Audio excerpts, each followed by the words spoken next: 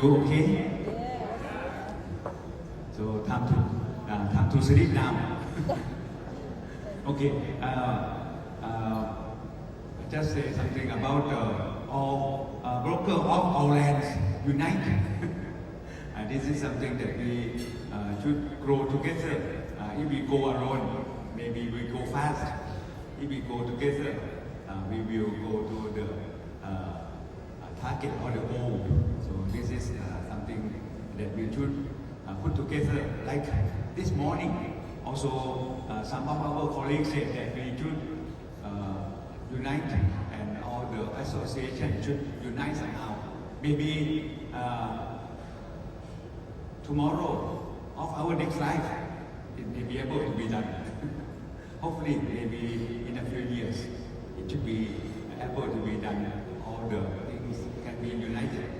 Something like the asset value, the zoning value, and the government asset value for taxation purposes should be at the same standard, as well as our market value should be somewhat similar, so that the buyer and the seller can use the asset value for reference. Otherwise, there will be no much use. Next, please. This is myself. I also told my friend that if my grandma moved from mainland China to the Philippines, by now my name should be Bruno Lim. Bruno Lim. Otherwise, maybe we will meet earlier. But my grandma moved to Thailand. The grandma of Mr. Chandiman moved to Cambodia.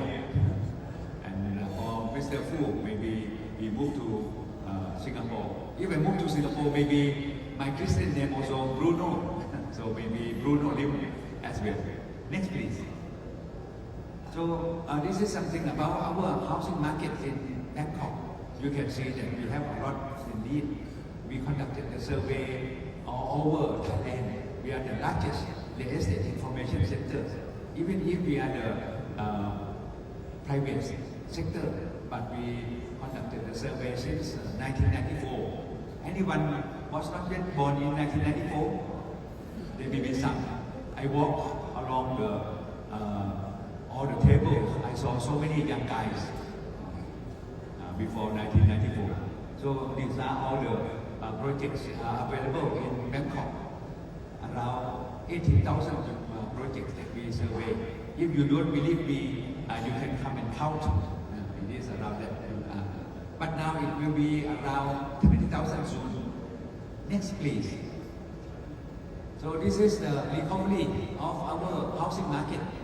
You can see that definitely during COVID-19, housing market dropped a lot, and also property is also dropped, like office buildings.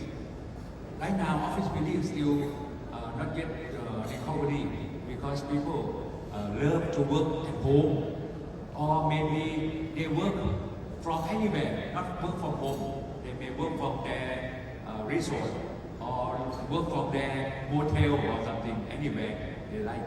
So office buildings still not yet good, but there will be another 2 million office space coming up.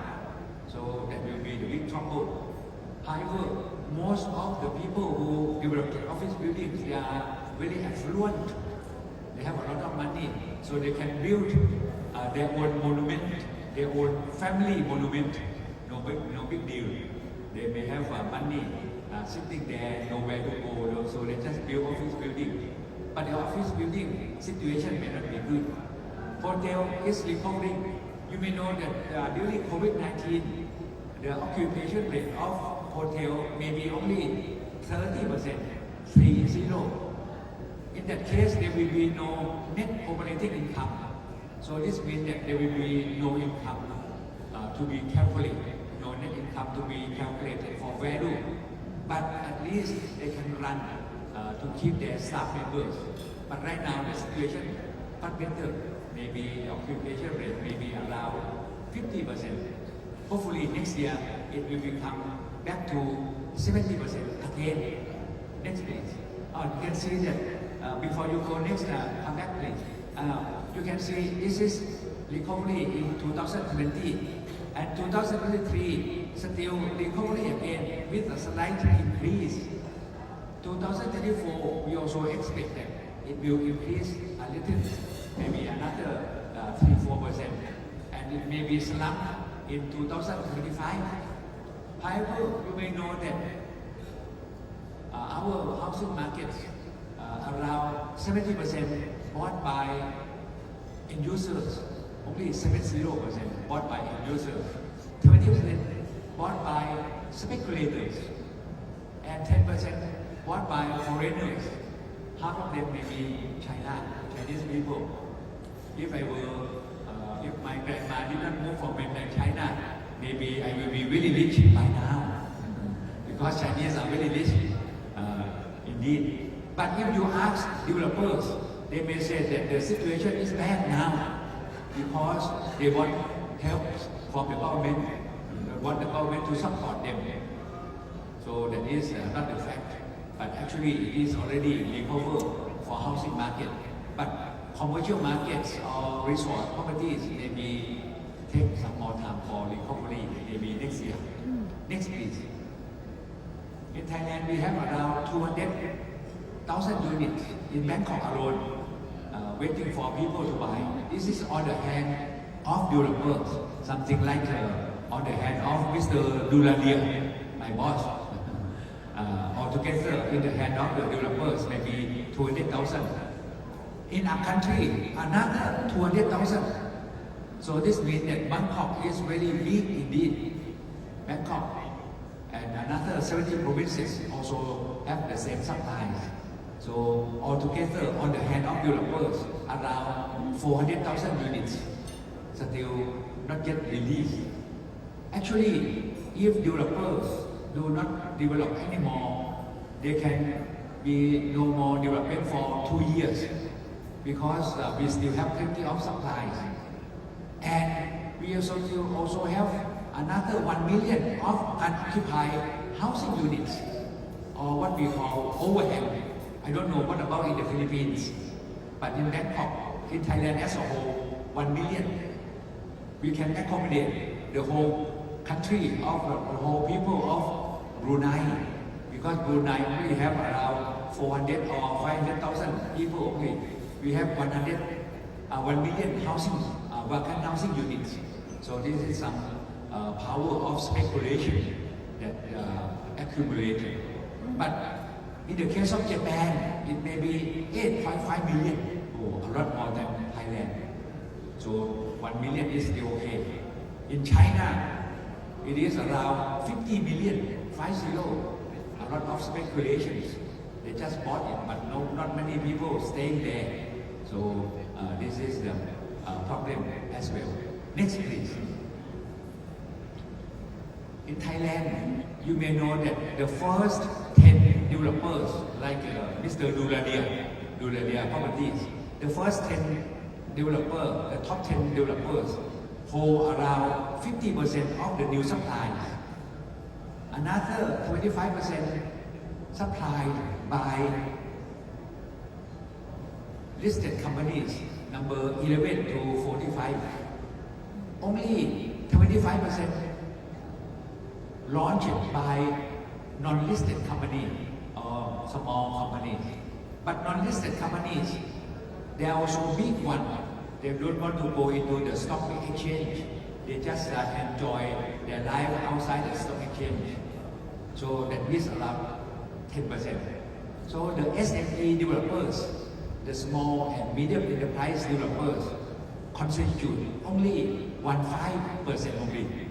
So being a developer is tricky. Being a developer is also risky, because big developers will come and compete with you. So some developers may convert to be apartment developers, rental apartments developers, or maybe fresh market developers instead of housing developers, because of the competition by big firms. So this is the tragedy for SME developers. Actually, we should support PRESFI, but in Thailand it is somewhat quasi, somewhat monopolized. Next, please. This is land price. You can see land price in Bangkok still increase substantially. It doesn't mean that our economy is good, but because we build a lot of mass transit, say subway or sky train, that is very good for the increase in value of properties. So we have around, right now, around 350 stations of subways and sky train. So these land along these places or along these stations are growing a lot. That's why property price, land prices are still growing, even if our economy may not be that strong, but still very solid, but not growing substantially. Next, please. So this is the land prices in Bangkok. Say one square meters may be around 10,000. One square meters may be around 10,000 US dollar. The most expensive one will be that much. That is very high.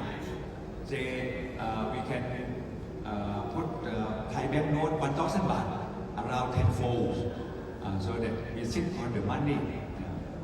And these are the increase in the property prices, land prices in Bangkok. Next, please. Actually, condominiums bought by developers, bought by foreigners. We have many foreigners wanting to buy condominiums in Bangkok as well.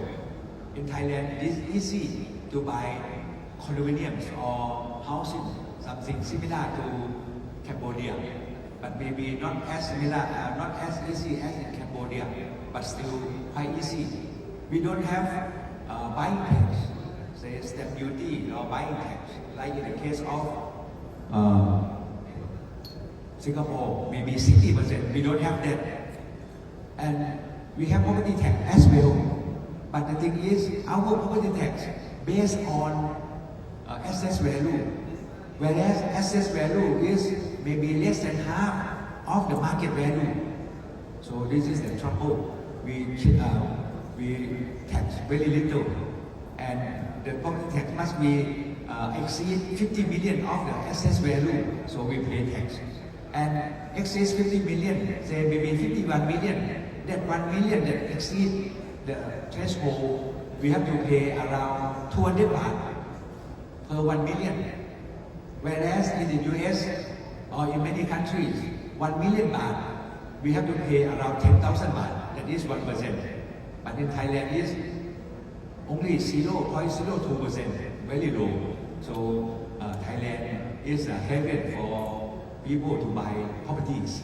And we see that right now, around 11% of the condominiums are bought by foreigners.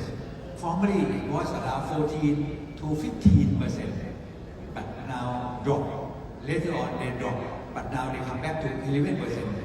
We hope that in 2023, it would be around 15% like before COVID-19. So the situation should get better. And Mr. Fu also said that maybe foreigners like China, they may not come to buy apartments in Singapore because of the buying tax, very high buying tax, 60%. So may they come to Thailand or Cambodia. Let's have a look. I saw gentlemen and ladies came already. So this means that my time will be very short now. Next, please. So in this case, you can buy properties in Thailand. You may know that I conducted a survey and we found that in the Philippines, maybe Thailand may be not the top priority, but for Myanmar people, for Cambodian people, Lao that I conducted a survey in the past, we found that if they can buy property abroad, they like to buy from Thailand. So Thailand is one of the first few priority in the priority to buy properties. So it should be good to buy. Next, please. And as I told you, very low tax. So you can buy easily. But I don't think that it really help boost the economy. But if we buy properties, it will help boost the pocket of the developers. Because we do not have a lot of tax. If we have high property tax, if we have buying tax, if we have high inheritance tax, that should be good. Say if we are persuaded to buy a house in London, we may have to pay a lot of taxes, particularly inheritance tax. If we buy a ski resort in Hokkaido, I went to Hokkaido to appraise properties there. The people who buy there, say if they buy a ski resort and that ski resort worth more than 250 peso, 250 million peso, 250 million peso, the tax rate is 55%. Oh, amazing, 55%. In Thailand, the first 100 million don't need to pay tax. You see, Thailand is very attractive. Next, please. So, the organizer told me to say something about the brokers. So I just had to say that we need strong broker trade unions. But many broker firms, they are not consider their broker as staff members. They just be like counterparts or some business counterparts. They are not labor unions. But in the case of, in many cases, they also still like staff members. So we should unite together from grassroots so that they will listen to our voice of the brokers.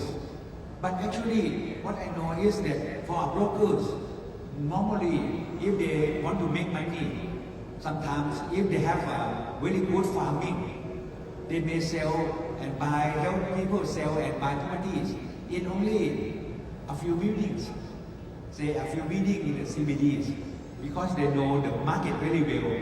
So they just buy and sell property in a few apartments, a few blocks only, and that is enough to make their living already. No need to struggle that much. But sometimes we also need to do something. So my proposition is that we need to put our brokers together, or for me as a valuer, we also need to put this together. We also initiate to have trade unions for appraisers like me across different companies, so that they have power for bargaining, or maybe they have power for education. The association may charge high in the education, but if the trade unions put together, maybe the education cost may be lower. That is one proposal. Next, please. And as we may know that we also need indemnity insurance.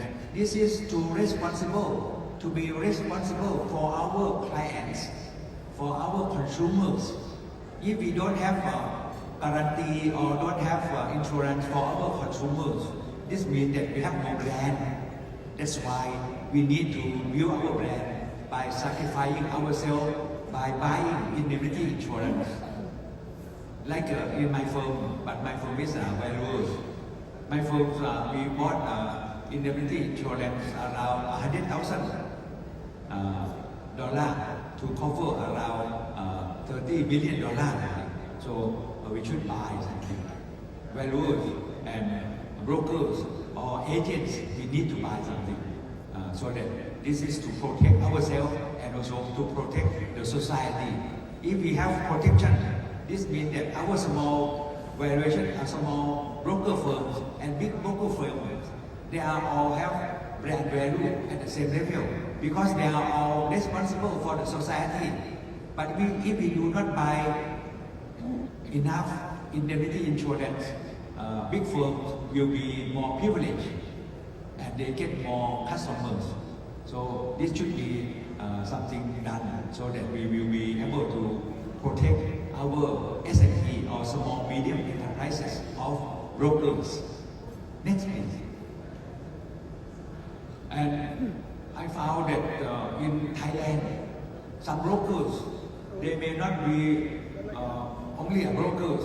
As I told you, if I am a broker and just sell in our farming of around 3-4 office block or housing blocks, condominium blocks, that is ample enough for me to make my living.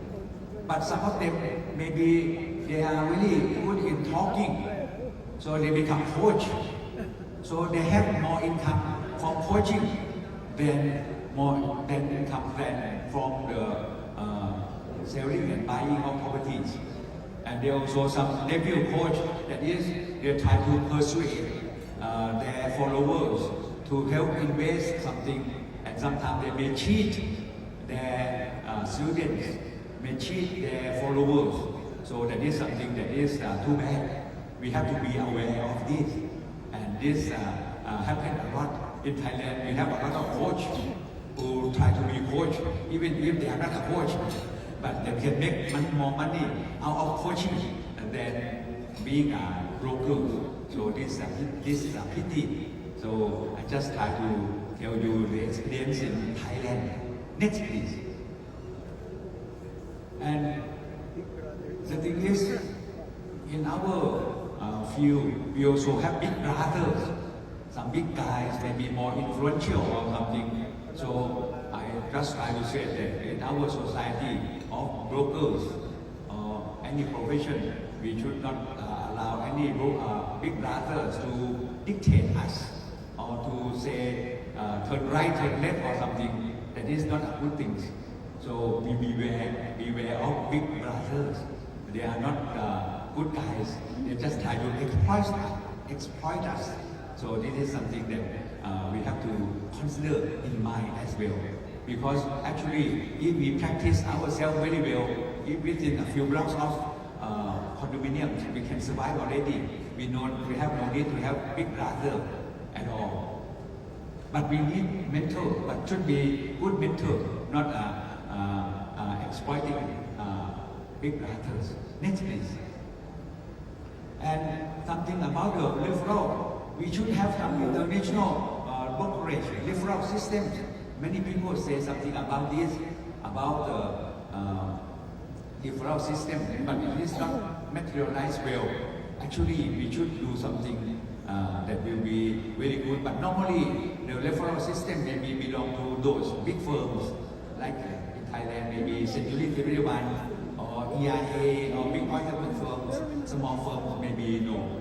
But we should build from scratch, from our own. Something like we are not just being the slaves of Microsoft. We should have our own program as well. Next, please. And we need a democratic real estate organization, as we discussed today, this morning, that all can join. We need an association in our region that all the association can join. Not only those who create the association. This is narrow-minded. If we start with this, it is no future. We should allow anyone who want to join. But some people may not want to join us because we initiate it or because we found it. That is okay. But we should open to all. But if we do not open to all, we just one country, one organization or something, this is not a good idea. I always disagree with these things. I think if we want to put together, we should have more democratic. And also, we should have a good organization. Like we know that we learn a lot from NRR. I also help them organize the CAPS twice and CIS once. They want me to represent them, but they say no because I'm not brokers directly. They do not want to betray my broker friends or something. But their name is National Association of Realtors. If they really want to go abroad, if they really want to go international, maybe they should be International Association of Realtors. Or my affiliates, like the Royal Institution of Chartered Surveyors from England. I'm also a member of the Royal Institution of Chartered Surveyors. I also told them that if you want to be international. You should be international institution of charter surveyor, not royal. So it will, and we should have right or have voice to be in the organization. Normally, you can observe that many associations, they have administrators. The president may change every year, but they are hidden, not really hidden, they are administrators who run the association. Sometimes it will be exploiting staff members or something. They enjoy benefit out of being a staff member or something. This is something also dangerous for our profession. So this is something that I try to propose. Since I was in the university in 1976, 1970s, at that period, we do not believe in the imperialism. Until today, I am still have the same idea. In Thailand, we say that we do not just split onto the sky and then make me wet or something. I still say the same words. Next, please. No more. Oh, sorry. You are here already. So, before we speak, stop. Kindly show me the